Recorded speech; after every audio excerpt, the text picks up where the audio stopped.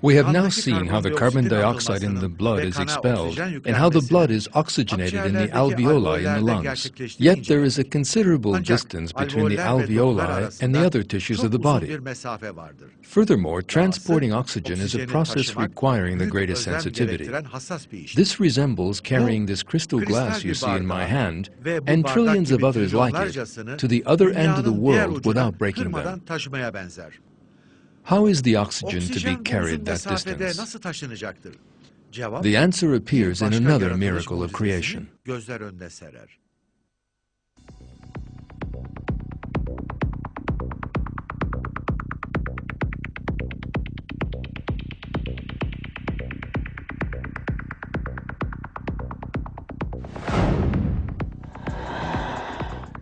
The oxygen which enters the alveoli with the air is met by cells responsible for transporting it at the moment it mixes with the blood.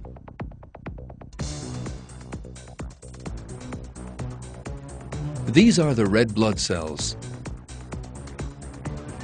There is a very special protein inside the red blood cells, hemoglobin.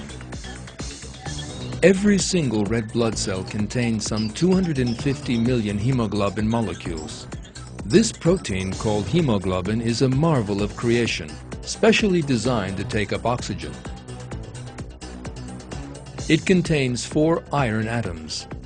These atoms attract oxygen like a magnet, and thus oxygen sets out on its long journey in the blood. When it reaches the tissues in need of oxygen, hemoglobin's power to bind to iron is reduced thanks to a number of specially designed subsystems.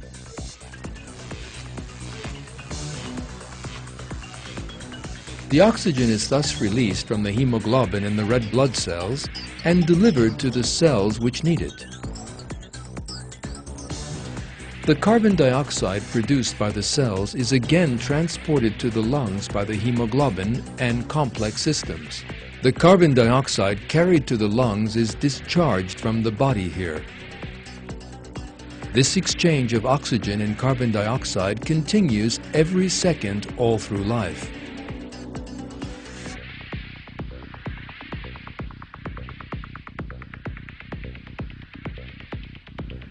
Let us now have a rather closer look at the system.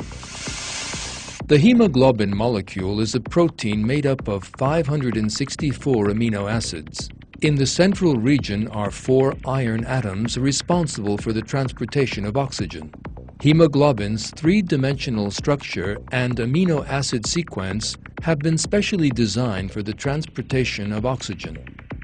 An alteration to any one of these amino acids or to the 3-dimensional structure of hemoglobin would mean that it is unable to carry oxygen and fulfill its duty.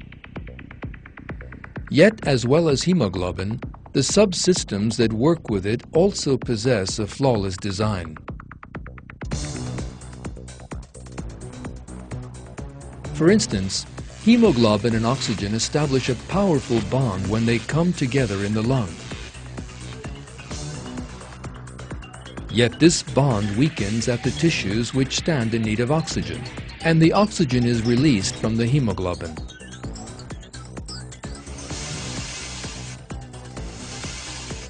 The system has been planned down to the finest detail.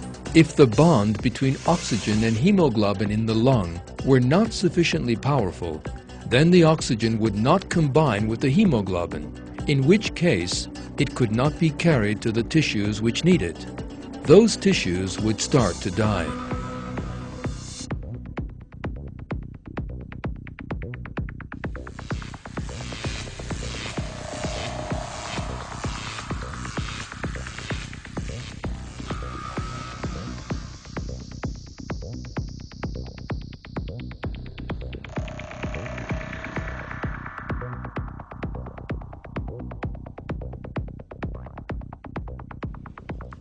As a result, the slightest alteration to the present system in the hemoglobin would spell death. In fact, cyanide, one of the strongest known poisons, kills by attaching itself to the hemoglobin molecule and preventing it from performing this very function. All these facts once again reveal the baseless nature of the theory of evolution. The theory of evolution maintains that living things acquired their features gradually, stage by stage. Yet, like the other millions of systems in the body, the oxygen transportation system can only function if it is in its present perfect state. Even the slightest alteration in hemoglobin, which forms only one part of the whole oxygen transportation system, means the system as a whole is unable to function. For this reason, it is impossible for hemoglobin and the oxygen transportation system to have come about by evolution. Even a hemoglobin molecule on its own is evidence of the invalidity of the theory of evolution and proof of the perfection of God's creation. In the Quran, God says,